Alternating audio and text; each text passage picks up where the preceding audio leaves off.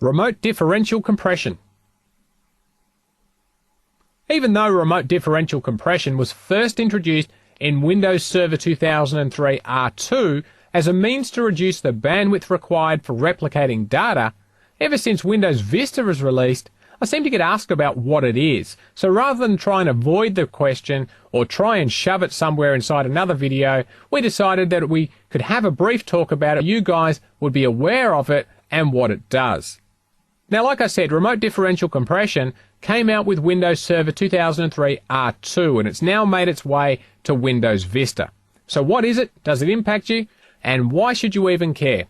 Well, you probably should care, since remote differential compression is a bit of a double-edged sword. On one hand, it can speed up copying data from a remote location.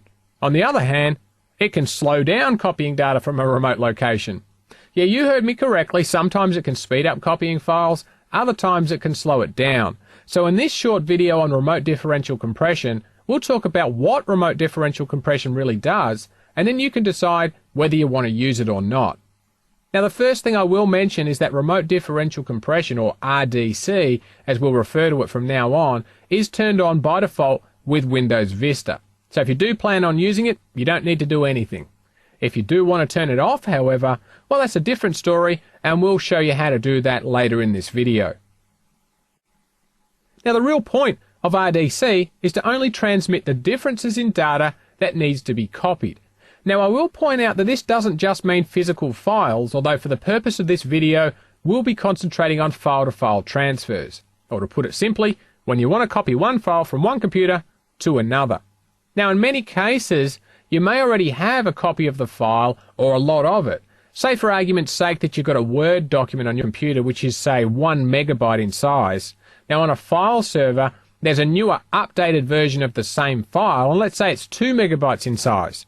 Well, with remote differential compression, the idea is that why transfer 2 megabytes when we could only transfer the difference, which is 1 megabyte? Well, that's the theory anyway, and RDC obviously does have some overhead as it needs to compute the difference between the two files before it can be transferred, and that of course takes time. Now, I'm not about to go into the mathematics used to compute these differences, but if you're at all interested in those details, head off to Microsoft's website and do a search for remote differential compression, and you'll find some very interesting and boring, depending on which way you look at it, white papers on RDC.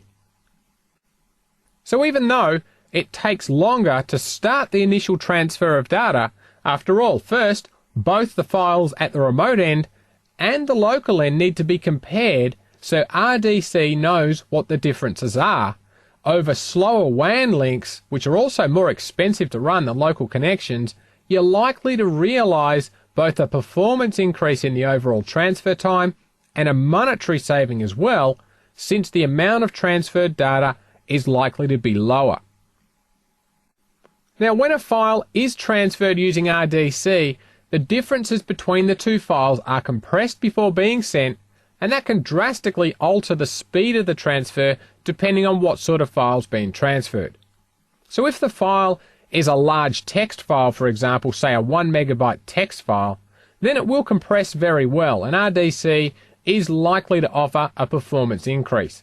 However, if the file is one that's heavily compressed to begin with, such as an image file like a JPEG, then you're not really going to see any differences, especially if the file is a small one, and this can cause RDC to take longer than it would just to copy the whole file.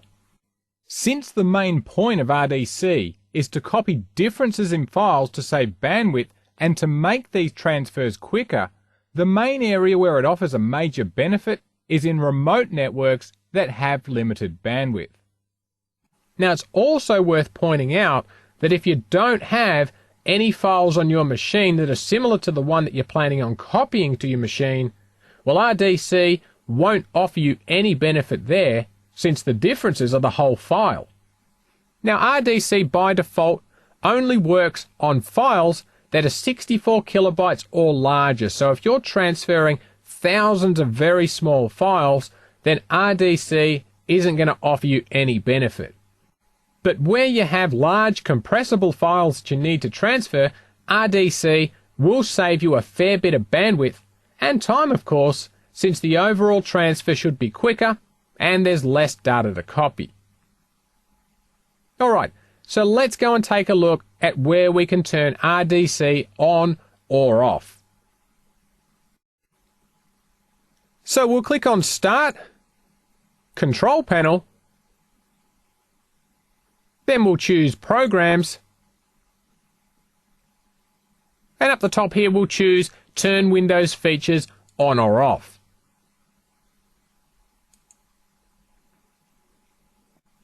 Alright, well, here you can see Remote Differential Compression is currently turned on, so to turn it off, simply uncheck the box and then click on OK. Now this will take around 30 seconds or so to completely turn off, so be prepared to wait a moment for Vista to do its thing. So to identify whether RDC is better left turned on or switched off really comes down to your own situation. If you're a home user that copies files back and forth from another computer and it's a lot of small image files, you'll probably find that if you crunch the numbers, then RDC would be offering you very little or no benefit, and it might even be faster with it turned off. But let's say that you mainly copy large files such as virtual hard disk images back and forth, especially over WAN links, then RDC should indeed make things quicker. So all I can suggest is that if you care about finding out more about RDC on your system, do a few of your own tests. Copy a few files back and forth with it turned on, then turn it off and do the same thing. Whatever differences you record will tell you if RDC is helping or hindering your system. Now, if you're at all unsure about whether you should turn it off or leave it on, I'd recommend that you just leave it on, since in most cases, home users of Vista, or even most corporate users that pretty much access data on their local network, won't really notice any difference either way. But indirectly, you'll probably be enjoying the speed increase without even realizing it.